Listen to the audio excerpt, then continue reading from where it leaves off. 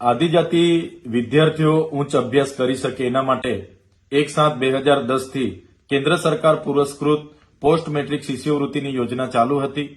ગત વર્ષે 28/10/2024 ના રોજ ગુજરાત સરકારે એક પરિપત્ર બહાર પાડીને મેનેજમેન્ટ અને વેકેન્ટ કોટામાં અભ્યાસ કરતા વિદ્યાર્થીઓ માટે આ શિષ્યવૃત્તિની યોજના એમણે બંધ કરી હતી। ત્યારે અમે હજારો વિદ્યાર્થીઓની રજૂઆતને ધ્યાને લઈને વિદ્યાર્થીઓ સાથે બિરસા મુંડા ભવન ખાતે પહોંચ્યા।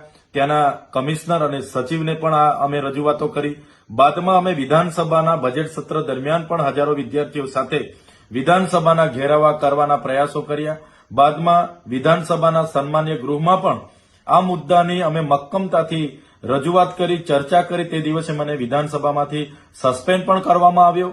બાદમાં ત્યારે પણ સરકાર ટસની મસ ના થઈ। એમણે બંધ કરવાના અનેક કારણો અમને સમજાવ્યા, છતાં અમે પછી જૂન મહિનામાં જે કન્યા કેળવણી અને શાળા પ્રવેશોના કાર્યક્રમો હતા ત્યારે ગુજરાત સરકારને અમે ચીમકી ઉચ્ચારી કે જો તમે પોસ્ટ મેટ્રિક શિષ્યવૃત્તિ નહીં ચાલુ કરશો તો આદિજાતિ વિસ્તારોમાં તમારા આ સરકારી કાર્યક્રમોનો અમે બહિષ્કાર કરીશું।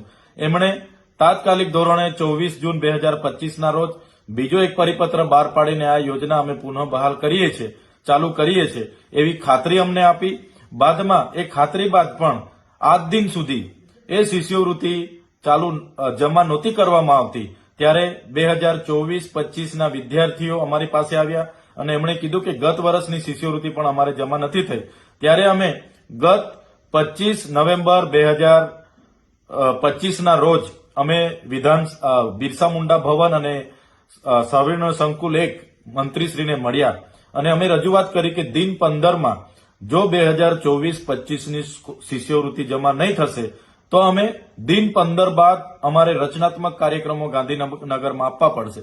જેને ધ્યાને લઈને ગત રોજ ગુજરાત સરકારના આદિજાતિ મંત્રી શ્રી નરેશભાઈ પટેલ દ્વારા પ્રેસ વાર્તા દ્વારા જણાવવામાં આવ્યું છે કે 24-25 ની 460 કરોડ પોસ્ટ મેટ્રિક શિષ્યવૃત્તિ અમે જમા કરીએ છીએ, જે એમના નિર્ણયને અમે સહજતાથી આવકારીએ છીએ। સાથે સાથે અમારા બીજા 3 મુદ્દાની પણ એમને રજૂઆત હતી કે જે ખોટા આદિવાસીના જાતિના દાખલા, કેટલાક ખોટા લોકોએ આદિવાસીના જાતિના દાખલા ઉપર નોકરી અને શિક્ષણમાં પ્રવેશ મેળવ્યો છે, એમની પણ તપાસ કરીને એમને દૂર કરવામાં આવે, કાર્યવાહી કરવામાં આવે એવી એક અમારી માંગણી હતી। બીજી કે જે હમણાંની ભરતી પ્રક્રિયામાં 40% મેરિટ ફરજિયાત આદિજાતિના ઉમેદવારોએ લાવવું એવી જે પ્રક્રિયા બનાવી છે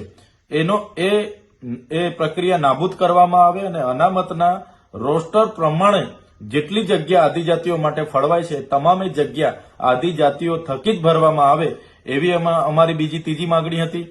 ચોથું કે આદિજાતિ વિકાસ વિભાગ દ્વારા સંચાલિત જે છાત્રાલયો છે એમાં મહિનાનું ફૂડ બિલ માત્ર 2100 રૂપિયા છે, એટલે પર ડેનું 70 રૂપિયા।